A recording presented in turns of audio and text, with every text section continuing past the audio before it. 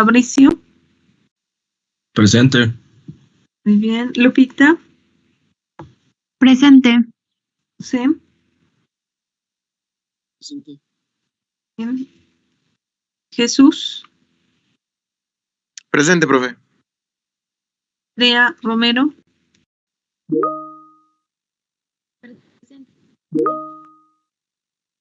Bajita, pero ya te vi. Vale. Luisa. Presente. Lisette.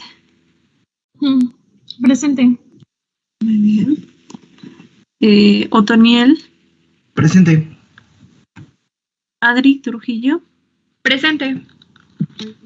Diego Velázquez. Presente. Y Kevin. Presente, profe. ¿Faltó alguien en lista? Andy, te escucho. Profe, es que no me abría Teams, pero ya estoy aquí. ¿Lista? ¿Me indican? Gracias. Nada de nada. Va, pues entonces les vamos a dar paso a sus compañeros. Entonces, no seas malita. Katy, ¿me vuelves a indicar cuál va a ser el orden, porfis?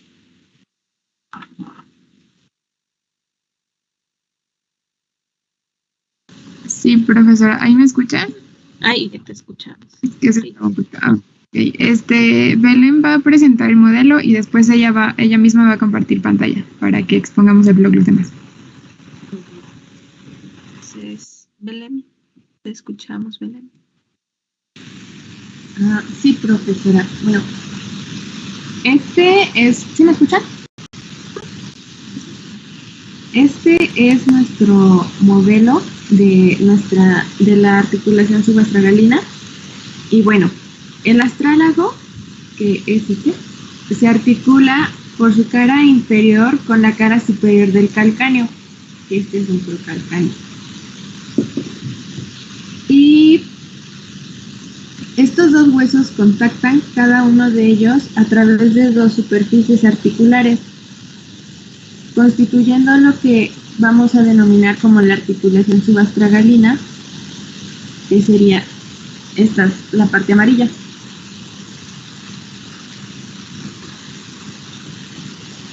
Bueno, la superficie posterior del astrálago se adapta a la superficie mayor localizada en la cara superior del calcáneo. Es el tálamo de Destot y estas dos superficies están unidas entre sí por ligamentos. Esta parte, estas cositas azulitas que se ven aquí, es la representación de los ligamentos.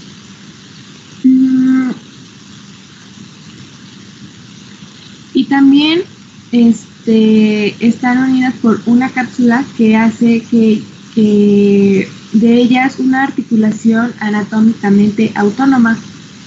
En la superficie menor, que está localizada en la cara inferior del cuello y de la cabeza del astrálago,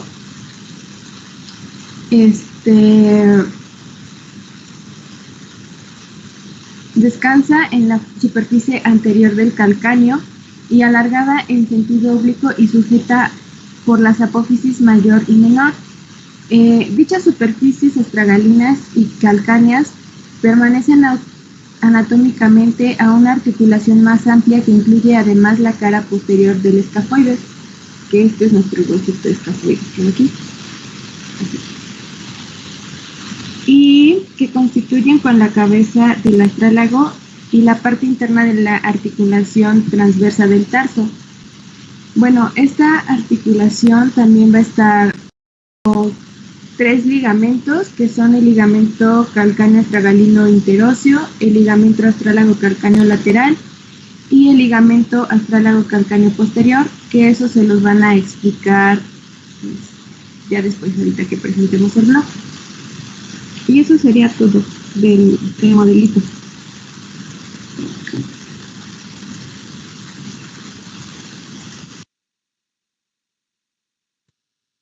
Tú misma vas a compartir, ¿verdad, Belén? Sí, profesora.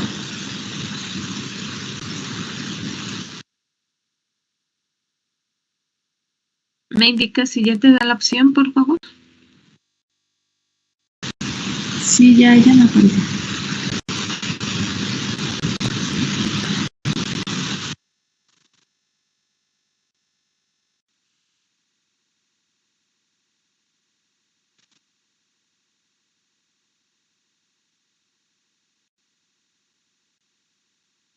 Bien, ahí ya vemos tu pantalla. Bien, le puedes dar en el apartado del librito, igual y ya se oculta de acá en el borde lateral izquierdo, a donde están los libritos, ahí se ocultan las, no, más, ahí está. Ándale. Muy bien.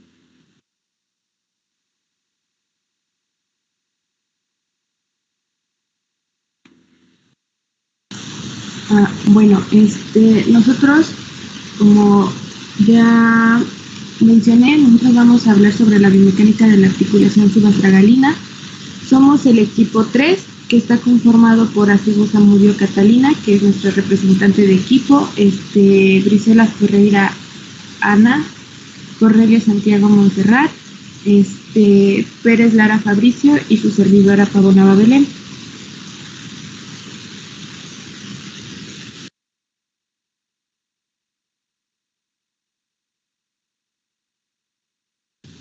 Bueno, la articulación subastragalina, ¿le puedes bajar un poquito, Bel, por favor?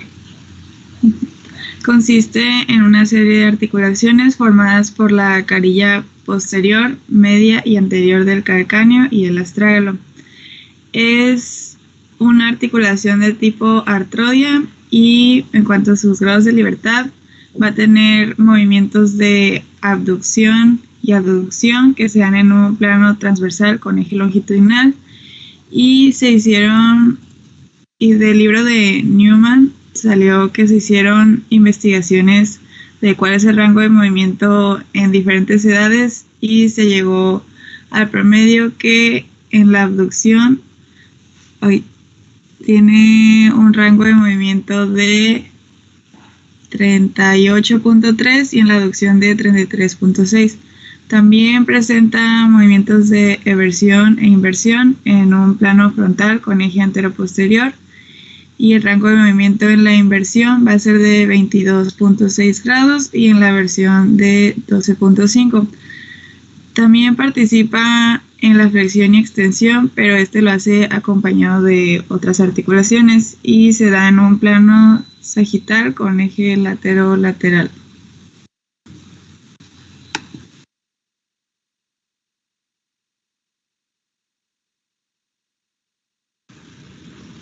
Bueno, ahora les voy a hablar un poquito más a profundidad de las superficies articulares que ya mencionó Belén con el modelo. Y bueno, tenemos una principal que es la superficie posterior del astrágalo, que se adapta a la superficie mayor del calcáneo, y esto se conoce como el tálamo, lo pueden observar en la imagen que está abajo, y una superficie menor que se va a localizar en la cara inferior del cuello y de la cabeza del astrágalo, y que va a descansar en la superficie anterior del calcáneo. Bueno, de la forma de sus superficies, todas son artrodias y el tálamo va a ser ovalado, va a tener un gran eje oblicuo que se va a ubicar hacia adelante y hacia afuera, y una superficie astragalina que va a ser opuesta al tálamo y va a poseer una forma cilíndrica. Va a tener el mismo radio y eje que el tálamo. Y bueno, la cabeza del astrágalo va a ser de forma semiesférica, y los planos que posee van a considerarse como unas carillas talladas que van a ubicarse sobre una esfera de centro. ¿Le puedes bajar otro poquito, por favor?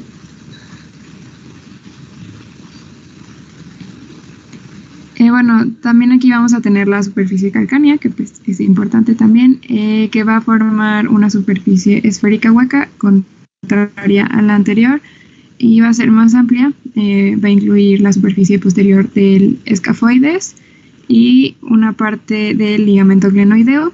Y bueno, con el ligamento deltoideo y con la cápsula van a formar una cavidad esférica que va a recibir a la cabeza del astrágalo.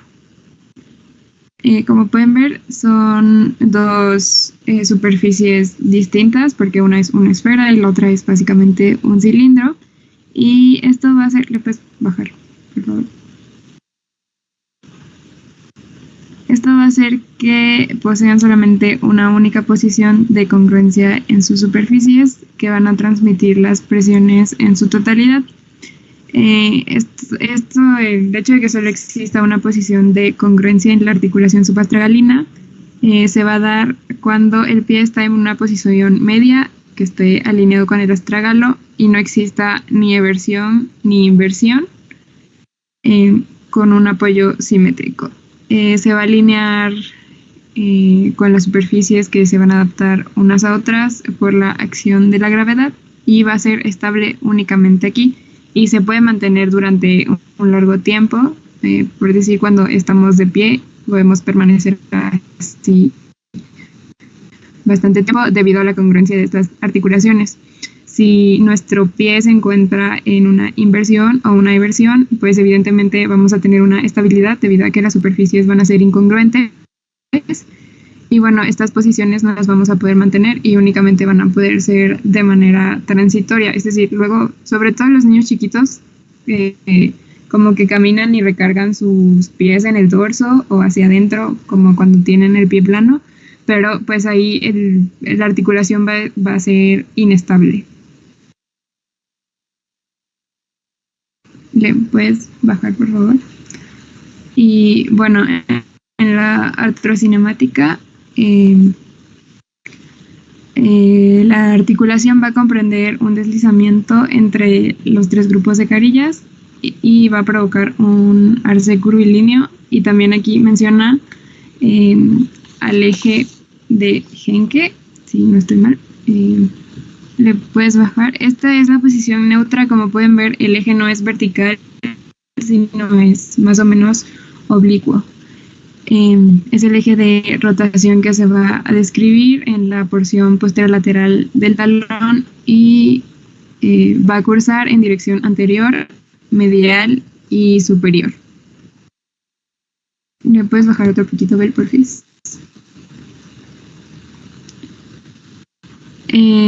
Cuando el calcáneo se mueva en la pronación o supinación sobre el astrágalo o al revés, cuando el pie esté apoyado, va a haber una trayectoria perpendicular a su eje de rotación. Lo pueden ver en las imágenes.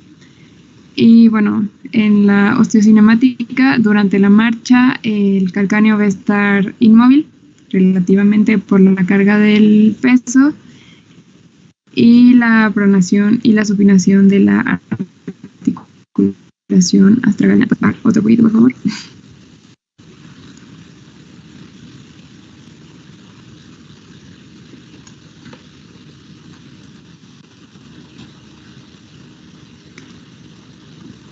Ok, bueno, se va a producir en una rotación del astrágalo y la pierna, y aquí en Newman nos menciona un punto de interés que es sobre la posición de bloqueo y laxa de la articulación subastragalina, que va a controlar la posición del retoropié.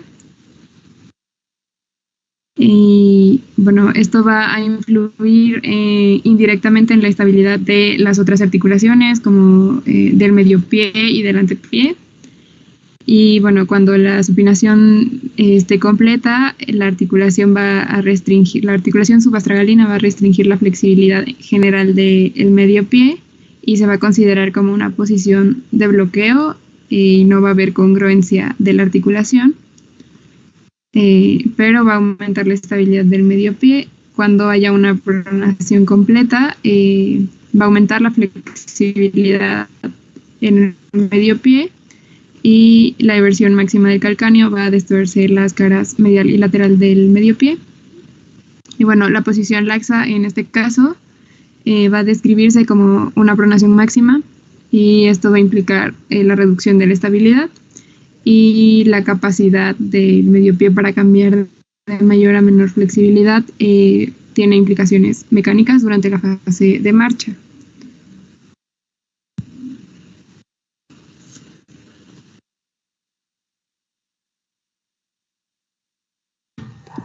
Bueno, en el movimiento paradójico o movimiento de rotación automática, aquí se tiene que tomar en cuenta que hay una relación del movimiento entre el retropié y la cadera. Y se tiene que tomar en cuenta que el pie pues es una estructura rígida que hace frente al movimiento del retropié. Este produce un movimiento paradójico. En el movimiento de versión, el extremo anterior del calcáneo se desplaza hacia afuera y como que se acuesta sobre la cara interna. Y este constituye un pivote en la superficie subastragalina que se desliza hacia abajo y delante del tálamo. La carilla astragalina se desliza hasta contactar con la orilla oblicua del calcáneo.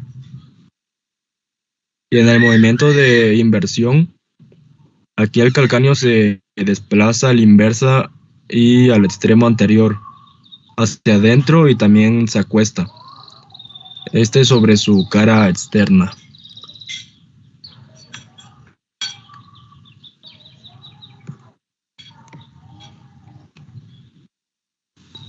¿Le puedes bajar un poquito, Bel? Por favor.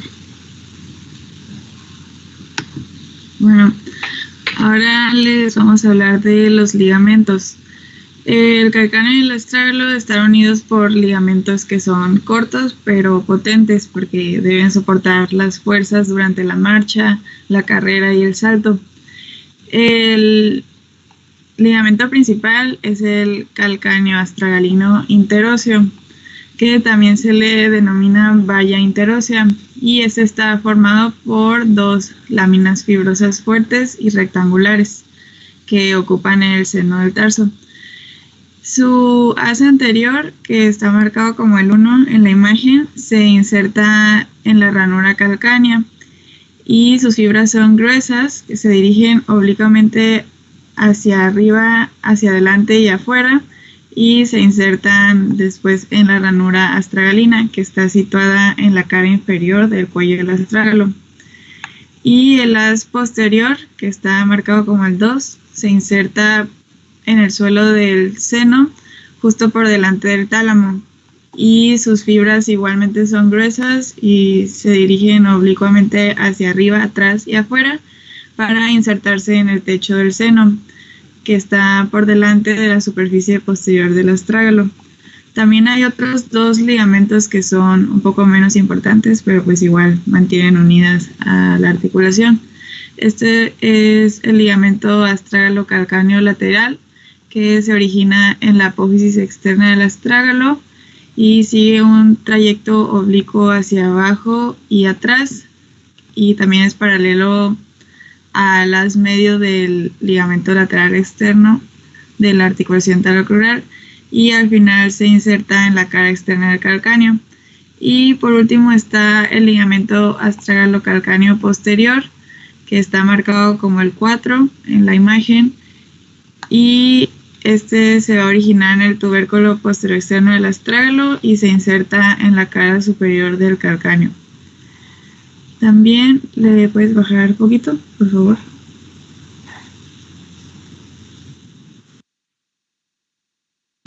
El ligamento interóseo tiene un papel muy importante en la estática y la dinámica de la articulación subastragalina, ya que, como se muestra en la imagen, que es una visión superior de los 4 huesos del tarso, el ligamento en las superficies calcáneas ocupa una posición central, y de este modo se puede constatar que el peso del cuerpo, que se transmite a la tróquea astragalina a través del esqueleto de la pierna, se reparte sobre el tálamo y sobre las superficies anteriores del calcáneo, que son la superficie anterointerna, que está marcado como B1 en la imagen, y la anteroexterna, que está marcada como B2. Y también se puede observar como 2 líneas verdes en la imagen, que el ligamento calcáneo astragalino interóseo está situado en la prolongación del eje de la pierna, que es el círculo que está con la cruz ahí, y eso explica el trabajo que realiza tanto en torsión como en elongación.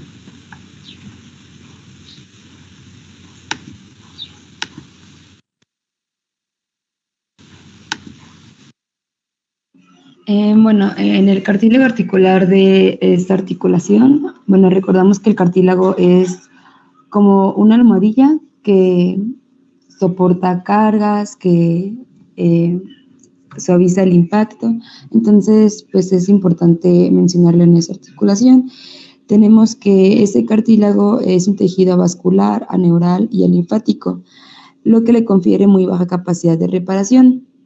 Este cartílago está compuesto por un único tipo de célula, que es el condrocito, y por un tejido extracelular, entre otros componentes como fibras de colágeno tipo 2, predominantes. También cuando se produce una lesión, las células no son capaces de migrar a la zona dañada y por ello pues el organismo no consigue reponer el mismo tejido. Hablando de esto, pues bueno, se muestra una imagen de una lesión de cartílago en la cúpula del astrágalo. Estas lesiones se dan comúnmente en los movimientos de versión y de rotación interna, por lo tanto, las personas que son pues más propensas a lesionarse son personas que hacen deportes como el fútbol, básquetbol, que son de alto impacto para esta articulación, pero pues igual cualquier persona es propensa a sufrir alguna de esas lesiones, ya que la articulación es de grande movimiento. ¿Me puedes bajar, por favor?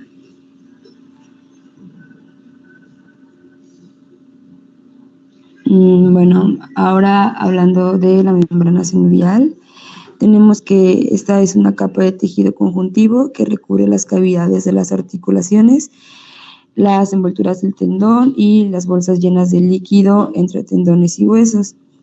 Esta membrana produce líquido sinovial que actúa como lubricante, ya que, como lo habíamos mencionado anteriormente, pues es una articulación. Yo siento que es compleja, ya que tiene muchos movimientos y necesita estar reforzada por varios ligamentos, por lo tanto necesita de esta membrana en su protección para pues tener una buena lubricación en las articulaciones, también evitarles. Y bueno, eso es todo, no sé si tengan dudas. En la parte de abajo se encuentran nuestras referencias. Muy bien. ¿Preguntas para sus compañeros?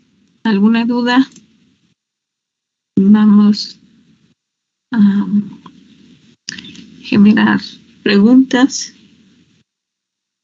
Bien. Julio, te Bueno, escuchamos. más tengo, no, sí, no sé si me podrían repetir los grados de libertad que tenía la articulación, porque la verdad no los escuché bien. Muy bien. ¿Quién responde?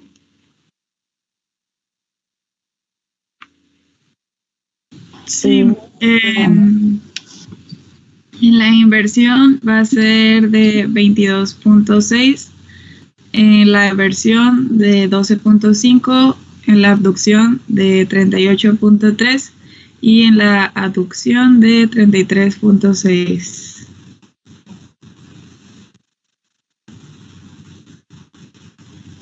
Acá yo nada más les haría una observación en cuanto a los movimientos.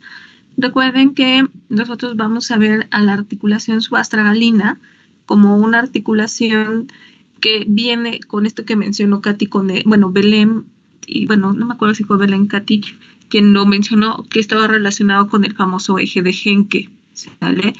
Recuerden que esta es una articulación que por sí sola, ¿qué tipo de articulación vamos a encontrar en la articulación subastragalina? ¿Me podrían clasificar qué tipo de articulaciones?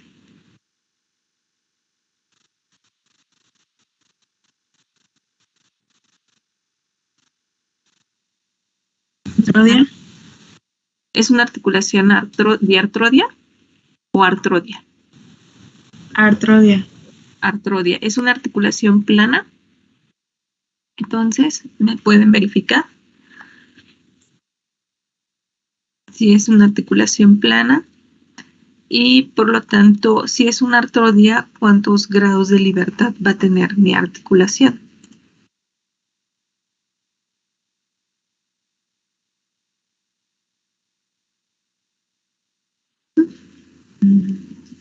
A ver, ¿quién me puede contestar del equipo?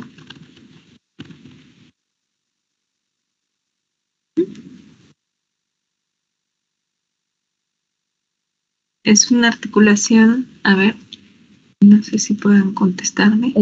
Bueno, yo opino que puede ser una articulación tipo bisagra. Bueno, porque tiene una parte cóncava y otra parte convexa, entonces pues yo siento que es de ese tipo o de encaje recíproco. De hecho, es considerada, va a depender del autor que ustedes definan, pero por ejemplo es una articulación de tipo artrodia, ¿sale?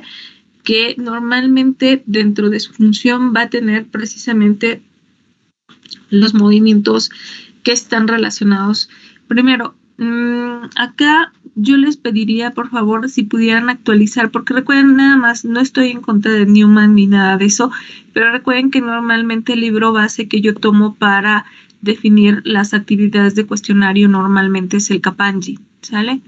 Entonces, sí varían un poquito los grados, como ustedes lo mencionaban al inicio, porque los autores no se ponen de acuerdo para definir los grados, ¿sale? Entonces, en este caso, recuerden que normalmente se toman las medias de los parámetros, pero va a depender del origen de la bibliografía y de la población en la que se hicieron las investigaciones para definir las medias de los grados. Entonces, acá nada más vamos a ver que es una articulación de tipo artrodia que normalmente dentro de su definición de los planos y los ejes de movimiento, Kappanji menciona que nuestra articulación se va a mover en dos ejes, un eje longitudinal y un eje vertical, ¿sale?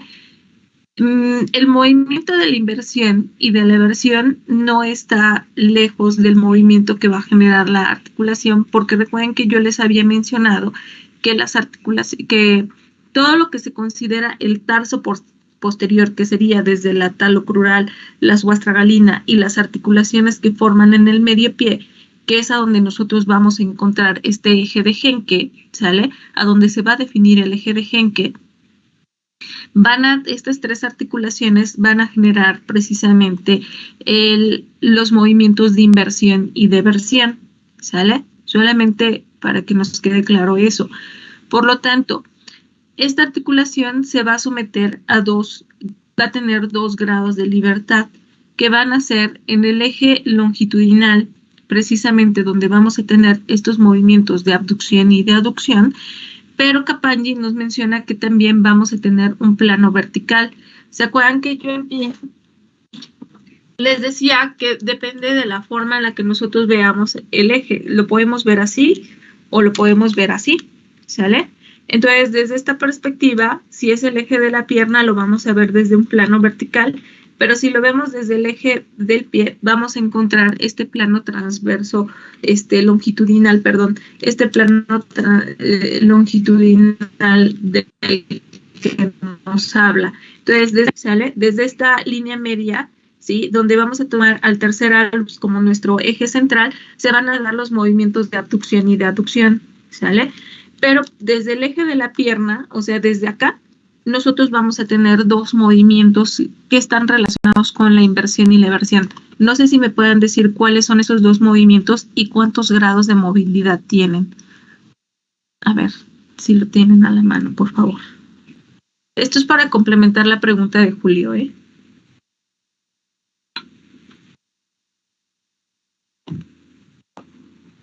Ustedes indíquenme, por favor.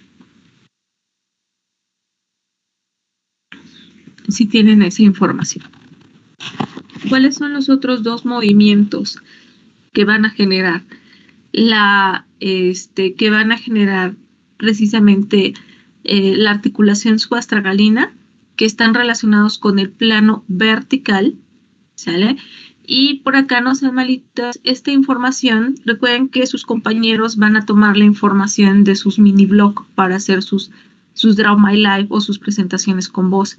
Entonces, por favor, necesito que vayan, todas estas correcciones que yo les voy dando, las necesitan ir agregando a su mini blog, por favor, para que quede la información correcta, ¿sale? Acá podemos hacer acá podemos poner Newman, pueden agregar rangos de movimiento Newman, otra cuadrito donde es movimiento Kappanji. Yo no tengo ninguna complicación. Sí varía un poquito, porque Kappanji menciona que en la amplitud del movimiento, de todo el movimiento de abducción, va a ser aproximadamente de 35 grados. La abducción, ¿sale? Es de 35 a 45 grados. Y si se dan cuenta, sí podría coincidir con lo que nos menciona Newman, pero él solamente toma la media y aquí Kappanji les da el parámetro completo, que es de 35 a 45 grados en el movimiento de abducción. O sea, el movimiento completo, el movimiento que se va a generar desde la aducción hasta la abducción, ¿sale? Es un movimiento completo el que nos va a dar esa amplitud de movimiento, ¿vale? Y en el plano longitudinal nosotros vamos a encontrar dos movimientos. No sé si los tengan por ahí. Ustedes indíquenme, por favor, sino para que avancemos. Dijo que el movimiento se daba en un plano sagital, ¿no? ¿Eje lateral? En un plano vertical. Perdón, dijiste plano. En un eje vertical. Estos dos, tanto el eje longitudinal como el eje vertical, se van a dar en un plano transversal. No hay ninguna complicación, ¿sale? Porque son con el plano que coincide, ¿no? Pero el eje vertical, ¿qué movimientos nos va a generar? ¿Me pueden indicar? Son los de rotación. ¿No? No sé si se refiere a la flexión dorsal y plantar. No, recuerden que la flexión dorsal está dada por la articulación talocrural, solamente de la articulación talocrural. Recuerden que dentro de la función global del tarso, que es algo que van a hablar mañana, ¿sale? Dentro de la función global del tarso nosotros tomamos desde de la articulación talocrural, integramos a la articulación subastragalina y después sumamos las articulaciones transversas, la articulación transversa del tarso, que está compuesta por dos, sale por dos articulaciones, pero ahorita nada más nos centramos a la subastragalina. No sé si tengan esta información de cuál se va a generar. Sería la versión e inversión. ¿No? La inversión vertical es un movimiento combinado, ¿no? Es un movimiento combinado de tres. De la articulación talocrural, que nos va a dar la flexoextensión, y acá les voy a dar la respuesta. La subastragalina, que nos va a dar los movimientos de pronación y supinación.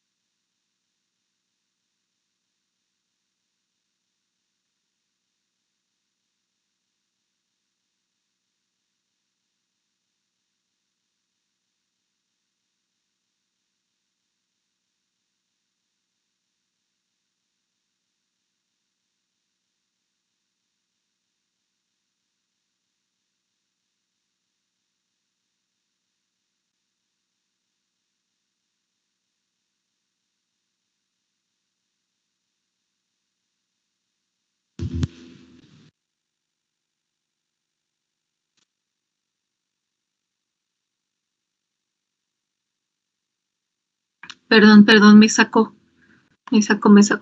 Falla un poquito mi internet. Bueno, entonces me regreso, por favor. Entonces, los movimientos, la inversión y la versión, que esto tiene que quedar claro, y mañana se corrobora esta información porque vamos a ver la articulación transversa del tarso, ¿sale? Entonces, los movimientos de flexión y extensión están dados por la articulación talocrural. Los movimientos de pronación y supinación van a estar dados por la articulación subastragalina y los movimientos de abducción y aducción van a estar dados por la articulación transversa del tarso. ¿Sale? Entonces, acá nada más para que le completen y a lo mejor yo diría que no borren esta información, es correcta porque así no las establece Newman y nada más él toma las medias. Acá agréguenle otra columna donde diga rangos de movimiento Kaplanji para que podamos diferenciar los dos rangos o podamos comparar los dos rangos y ponerle que los movimientos de supinación y de pronación, la supinación tiende a ser mucho más amplia que la pronación. ¿Por qué creen que el movimiento de pronación y de supinación es más amplio? Ahorita les doy las amplitudes. La supinación normalmente llega a tener 52 grados de amplitud de movimiento, mientras la pronación solamente llega a tener de 25 a 30 grados de amplitud de movimiento. Vale. Nada más van a agregar eso acá en su tabla. Los movimientos de eversión y de inversión, si son movimientos, se van a dar un poquito más. De hecho, mañana van a hablar sus compañeros de estos movimientos con la definición del eje de Henke, ¿sale? Pero acá nada más necesitamos agregarles esta información. Entonces, vuelvo a repetir. Los movimientos de abducción y abducción se van a dar en un eje vertical. Perdónenme, ahí creo que se los estaba diciendo al revés. Corríjanlo, por favor. Y los movimientos de pronación y supinación se van a dar en un eje longitudinal, ¿vale? Ahora, aquí mismo, en este mismo capítulo, se definen precisamente estos movimientos que nosotros vamos a definir cuando nosotros hablamos precisamente de la posición de inversión, que sería esta posición en la que nosotros vamos a llevar la planta del pie hacia adentro. Normalmente Kaplanji dice que para que se pueda llevar a cabo este movimiento, normalmente se va a acompañar de un movimiento de abducción, o sea, porque si se dan cuenta el pie se va hacia adentro, voy a hacerlo, se va hacia adentro, necesito un movimiento de abducción, no necesariamente de una supinación que va a estar dada por la articulación. Recuerden que los movimientos de pronación en este caso van a estar dados por el calcáneo y es precisamente cuando genera estos movimientos en los que el calcáneo se acuesta, ¿sale? O sea, ve hacia adentro o ve hacia afuera. La supinación es cuando nuestro pie ve hacia adentro, cuando nuestro calcáneo casi se acuesta, por eso les decía que tiene mayor amplitud de movimiento la supinación. Y durante el movimiento de eversión, nosotros vamos a tener la pronación. ¿Sale? Y en una ligera, pero muy ligera movimiento, en el movimiento de inversión vamos a tener una ligera extensión del pie. Entonces volvemos a definir. En la inversión, desde la articulación talocrudal, nosotros vamos a tener una ligera extensión, vamos a tener una supinación parte del calcáneo y vamos a tener una ADD, una aducción. Mientras que en el movimiento de eversión va a suceder todo lo contrario. En el movimiento de eversión vamos a tener una flexión, una ligera flexión, vamos a tener una pronación por parte del calcáneo y vamos a tener por las articulaciones transversas del tarso, vamos a tener una abducción. ¿Vale? Abducción. Entonces, ahí es a donde nosotros vamos a definir precisamente estos movimientos de inversión y de eversión. Pero antes de entender el movimiento de inversión y de eversión, tenemos que definir en qué articulaciones se van a establecer estos movimientos que se van a dar de forma conjunta para generar precisamente estos grados de libertad. ¿Vale? No sé si esté respondiendo a tu pregunta, Julio. ¿Tú me indicas? Sí, profe. ¿Sí? Entonces, acá hay que tener mucho cuidado porque desde acá vamos a empezar a definir los pies patológicos, ¿sale? Si mi pie está demasiado, si mi calcáneo está demasiado acostado, digámoslo así, ¿sale? En una posición de inversión vamos a encontrar un varo. mientras que en la posición de eversión vamos a encontrar un valgo. Por eso es que se acuerdan que yo les decía, cuando veíamos desde cadera, ¿se acuerdan cuando veíamos la coxa vara, la coxa valga, cuando veíamos el genu varum, el genu valgum? En el pie también vamos a tener un varo y un valgo, ¿sale? Entonces, desde pies patológicos, ¿sale?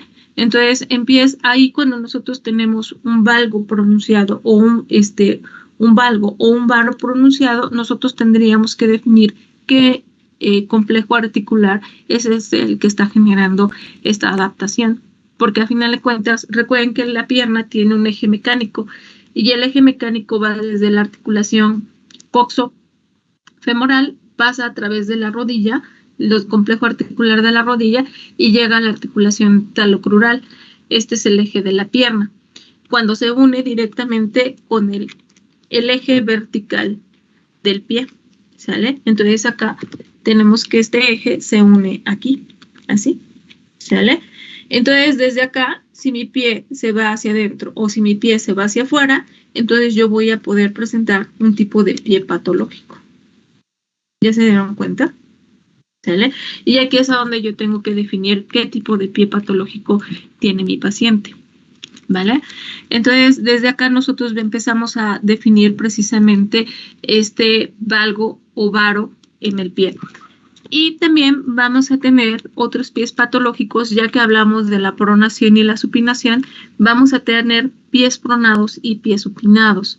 Los pies pronados normalmente están relacionados con el pie plano, ¿sale? Y el pie supinado normalmente está relacionado con el pie cabo, ¿sale? Entonces, por eso es importante que nosotros sepamos desde qué articulación nosotros estamos hablando para que empecemos a hacer la corrección del tipo de pie que presenta nuestro paciente. ¿Sale? No sé si quede claro esto que les mencioné. Ustedes indíquenme. Sí, profesora. Sí. Se complementa un poquito la información. Ajá, no sé si perdón, creo que te interrumpí. ¿No? ¿Me interrumpí? Muy bien. Entonces, desde acá, bueno, volvemos a repetir. Entonces, tenemos una articulación artrodia. Algunas bibliografías, por ejemplo, Rubier menciona que la articulación subastragalina es una articulación trocoide y es precisamente por estos movimientos de rotación o de pronosupinación que va a tener. Es un poquito comparado con lo que nosotros tenemos en el antebrazo, donde se van a dar estos movimientos de pronosupinación, que son articulaciones trocoides, y por eso es que Rubier le da a esta articulación una articulación de tipo trocoide. ¿Sale? Muy bien. ¿Sale? Pero nada más es por eso, pero desde la clasificación es una artrodia. ¿Sale? Muy bien. Vale, ¿alguna otra pregunta para sus compañeras? No sé si tengan alguna otra duda. Ustedes díganme, ¿quién levanta la manita? ¿No? Bueno, desde la descripción de las superficies articulares, Capagni nos habla de dos fenómenos que se van a dar dentro de la descripción de las dos superficies, y él las llama la congruencia, las posiciones de congruencia y las posiciones de incongruencia. No sé si ustedes leyeron algo en relación con este concepto que él da con las carillas de la inversión y las carillas de la eversión. No sé si lo leyeron. A ver, ustedes me indican, por favor.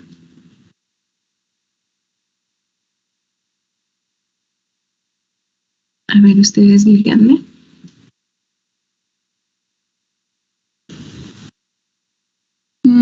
Sí, bueno, Capagni mencionaba que cuando hay carillas en la inversión, ay,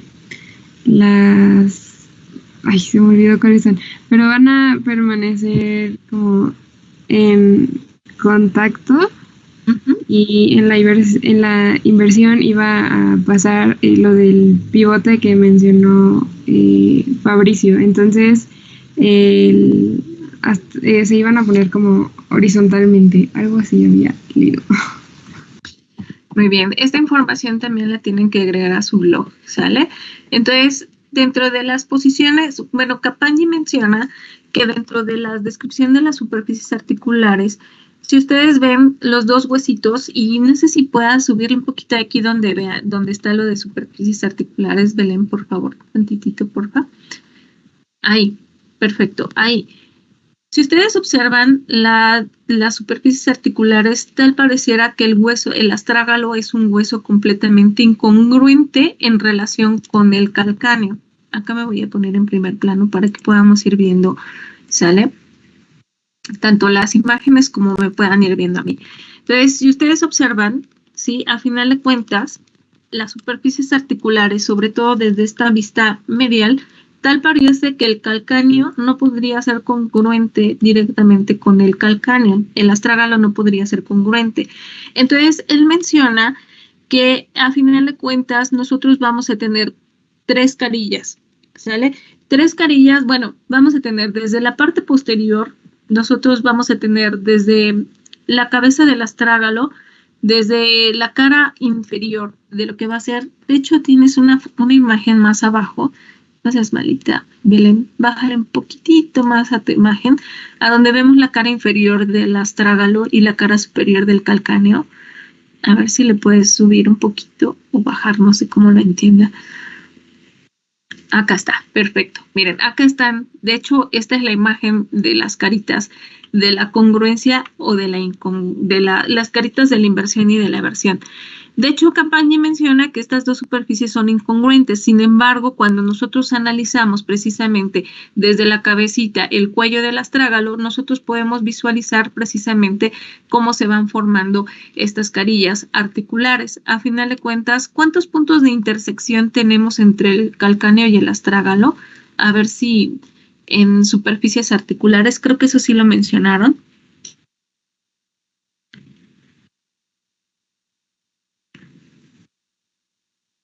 A ver, sí, eso sí lo mencionaron. Bueno, Campaña menciona que nosotros vamos a tener 2 caritas de adentro hacia afuera y 3 caritas de afuera hacia adentro, como lo estamos viendo en la imagen. Entonces, en la imagen 1 vemos precisamente estas 2 caritas que se definen, que de hecho están relacionadas con, en la imagen serían C1, C2, C3. Son 3 caritas de afuera, de adentro hacia afuera y 2 caritas de afuera hacia adentro. Entonces aquí vemos la C1, la C2 y la C3 representarían las 3 caritas, mientras que de afuera hacia adentro, que pertenecerían al calcáneo, sería C1 y C2, las que vemos en el calcáneo como superficies articulares para esto. Campaña menciona que desde la posición neutra, que es la que nosotros vemos acá, ¿sí? Esta posición neutra es a donde vamos a encontrar la máxima congruencia de las superficies articulares, pero cualquier otra posición que adopte nuestras superficies articulares van a ser superficies de incongruencia articular. ¿Sale? ¿Por qué? Porque al final de cuentas los huesos nada más están hechos para que nosotros podamos tener estas superficies. Por lo tanto, esta posición neutra se consideraría como la posición más estable de nuestro pie, mientras que las otras posiciones que adopte nuestro pie, ya que son de incongruencia, por lo tanto se definen como las posiciones de inestabilidad. ¿Sale?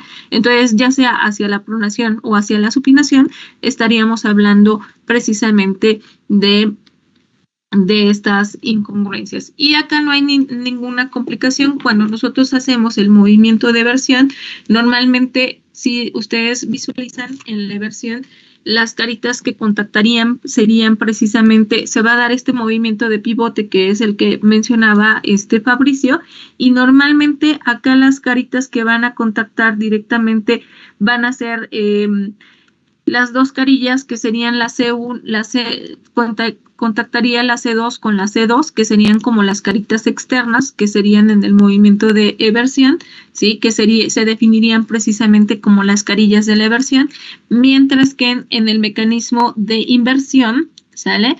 Que normalmente el pie tiende a acostarse hacia adentro, el pie tiende a hacer esto, ¿vale? Esta es la posición neutra, el calcáneo tiende a acostarse, pues obviamente va a contactar con estas caritas que están relacionadas con la parte medial y que serían las definidas caritas de la inversión. Entonces, si nosotros los vemos desde la imagen C2 y C2, tanto de astrágalo como calcáneo, serían las caritas de la eversión, mientras que C1 y C1, tanto de calcáneo y astrágalo, serían las de la inversión. Entonces, esto es muy importante porque es aquí a donde se van a generar estos movimientos de pivote y a final de cuentas nos van a definir la congruencia. Otro de los elementos que yo les mencionaba, ¿por qué normalmente la inversión tiende a ser mucho más amplia? Porque a final de cuentas en la inversión no vamos a tener un choque óseo, mientras que en la eversión sí vamos a tener un choque óseo, ¿sale? En la inversión no hay superficie articular que detenga el movimiento, mientras que en la eversión sí vamos a tener a esta tuberosidad o el de Destot. ¿Cómo se llama? Regrésenme. Bueno, sí es una tuberosidad que nosotros vamos a encontrar con la que va a impactar el talo de Destot, donde nosotros vamos a tener el límite de la eversión. Y bueno, ya para terminar, rapidísimo, Kapandji nos habla del astrágalo como un hueso singular, ¿sale? Porque a final de cuentas vamos a ver que en el calcáneo vamos a tener inserciones, en el escafoides y en todos los demás huesos vamos a tener inserciones musculares, excepto en el calcáneo. Sin embargo, se considera que el calcáneo es un hueso enjaulado porque van a pasar a través de él 10 músculos, ¿sí? A través de él van a pasar, alrededor de él van a pasar precisamente 10 músculos y tendones que van a permitir que este hueso sea un hueso enjaulado. Y desde la perspectiva ligamentosa van a pasar 10 ligamentos, de hecho va a tener inserción de 10 ligamentos en él, a través de él, para dar función precisamente a lo que va a ser. Porque recuerden que el astrágalo ya nosotros lo veíamos desde dactalocrural, nosotros veíamos cómo se insertaban desde la parte anterior y posterior, desde los 2 ligamentos colaterales. Ahorita estamos agregando los músculos interóseos, pero también teníamos otros 2 músculos que se consideran accesorios y vamos a tener que a través de él también se van a insertar ciertos ligamentos que están relacionados directamente con la articulación astrágalo-navicular que van a insertarse. Entonces, en la suma de todos estos ligamentos, nosotros vamos a poder contabilizar 10 ligamentos que se insertan a través de él. Entonces, por eso la misma bibliografía menciona que es un hueso enjaulado, que es como una de las características más importantes que nosotros vamos a tener, y que muchas veces sale esto mismo va a generar, recuerden que los mayores, los que aportan más sangre a los huesos, bueno, a final de cuentas, los que van a dar trayecto son los músculos, pero que también van a aportar sangre a los huesos, van a ser los músculos. Por lo tanto, la bibliografía menciona que desde la perspectiva patológica es muy frecuente que se dé una pseudoartrosis. La pseudoartrosis son estas consolidaciones falsas que nosotros vamos a tener en los huesos y que el cuellito normalmente puede provocar esta pseudoartrosis o la necrosis avascular, precisamente en una fractura de nuestro hueso astrágalo, por estas características, ¿sale? Es poco frecuente que se lesione, pero a final de cuentas sí se lesiona el astrágalo y normalmente va a estar relacionado precisamente con estos aspectos. Entonces, si ustedes me preguntarían, integrantes del equipo, yo revisaría y ya nada más, ya se nos fue el tiempo. Mañana vamos a recuperar, pero dentro de las funciones artrocinemáticas, algo que tienen que agregar a las funciones artrocinemáticas no solamente son estos movimientos de deslizamiento que se van a dar en las carillas articulares, sino que el calcáneo va a tener 3 movimientos artrocinemáticos muy importantes, que va a ser el cabeceo, el vireo y el rodamiento, que son movimientos específicos de nuestra articulación. Entonces, sí lo van a tener que agregar, porque a final de cuentas esos son los movimientos que van a definir a la articulación transversa del tarso. Mañana se van a mencionar, pero ustedes los tienen que agregar acá, ¿vale? Muy bien, entonces tenemos estos puntos como importantes, por favor, que necesitan agregar a su mini blog para que quede completada la información, ¿va? Entonces, rangos de movimiento, las carillas articulares, las caras de la inversión y de la eversión, que están relacionadas con la congruencia y la incongruencia articular, la función del astrágalo como este hueso singular, que eso es un punto bien importante porque van a definir su proceso patológico, y el cuarto estaría relacionado con la artrocinemática, ¿vale? Muy bien. Bueno, pues entonces sí era importante que recuperara estos puntos porque son indispensables, ¿va? Muy bien, pues listos chicos, listos. Entonces nos vamos a quedar con esto hoy. Si tuvieran alguna otra pregunta mañana al inicio, por favor me recuerdan para que recuperemos alguna información que les haya quedado duda de lo que les mencioné, y continuaríamos ya con el equipo 4, que son las articulaciones transversas del tarso y la función global del tarso posterior, ¿vale? Que tengan bonito día, cuídense mucho, que estén muy bien. Igual. Que estén bien. Gracias por la presencia. Buen día.